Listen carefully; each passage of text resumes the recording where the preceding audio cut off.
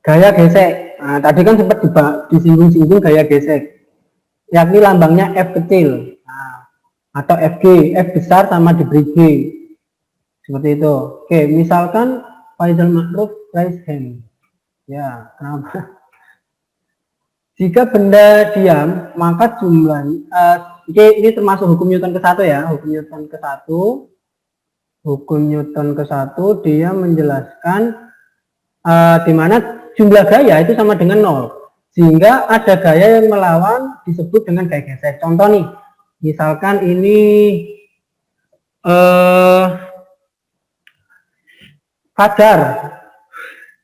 Fajar itu mendorong sebuah lemari. Nah, mendorong lemari dengan gayanya mendorongnya itu sebesar 60 Newton. Berapakah gaya geseknya? Nah, jadi gaya geseknya, kalau misalkan bendanya ini diam ya, jika bendanya diam, maka gaya gesek, jadi gaya gesek kan yang ini, berlawanan. Nah, ini gaya gesek, Fg, atau F kecil, maka gaya geseknya juga 60 Newton. Karena dia nggak bergerak, seperti itu. Nah, kalau misalkan di sini, misalkan ya, ini Fg1. Terus kalau gaya geseknya itu rupanya bukan 60 Newton, tapi 30 Newton. Kira-kira Fajar ini bisa mendorong lemarinya enggak? Menurutmu?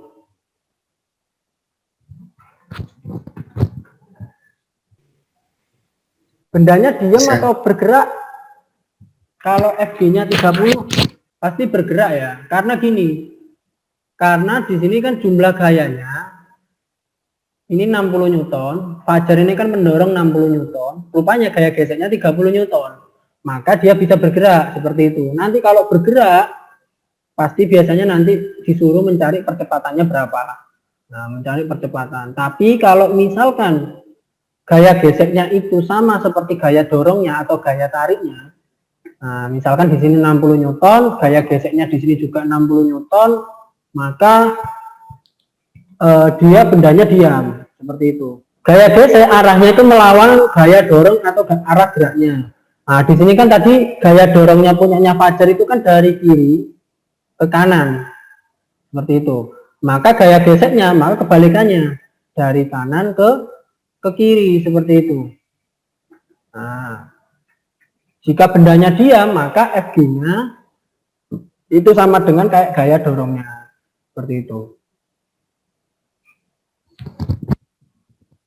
Oke, dari sini ada yang tanyakan. Kalau tadi Fg-nya, misalkan ini Fg1 ya. Kalau misalkan ada contoh soal lagi, nomor 2, misalkan diketahui gaya dorongnya itu sama 60 Newton. F1 60 Newton, terus untuk gaya dorongnya, gaya geseknya itu misalkan 30 Newton. Nah, maka ditanya apakah bisa bergerak seperti itu? Apakah bisa bergerak? Nah, jawabannya ya bisa gitu. Jawabannya bisa. Karena apa? Karena gaya gesek Fg lebih kecil daripada gaya dorong. Gaya dorongnya. Gaya dorong. Seperti itu. Ini kan gaya geseknya kan 30 Newton.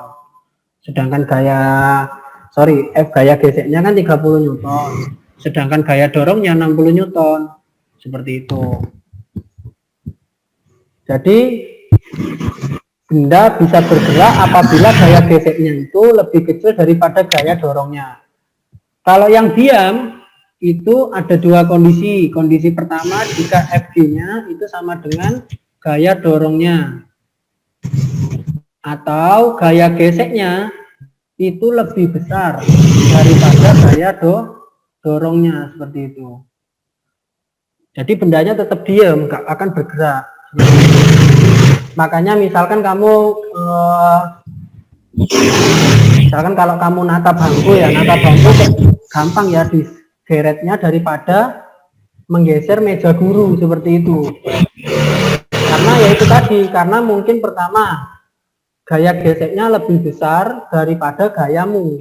Makanya biasanya kalau geser kursi itu kan bisa 1 orang, tapi kalau geser meja butuh 2 orang. atau sampai 3 orang. Karena apa? Gaya yang dibutuhkan itu harus lebih besar daripada gaya geseknya.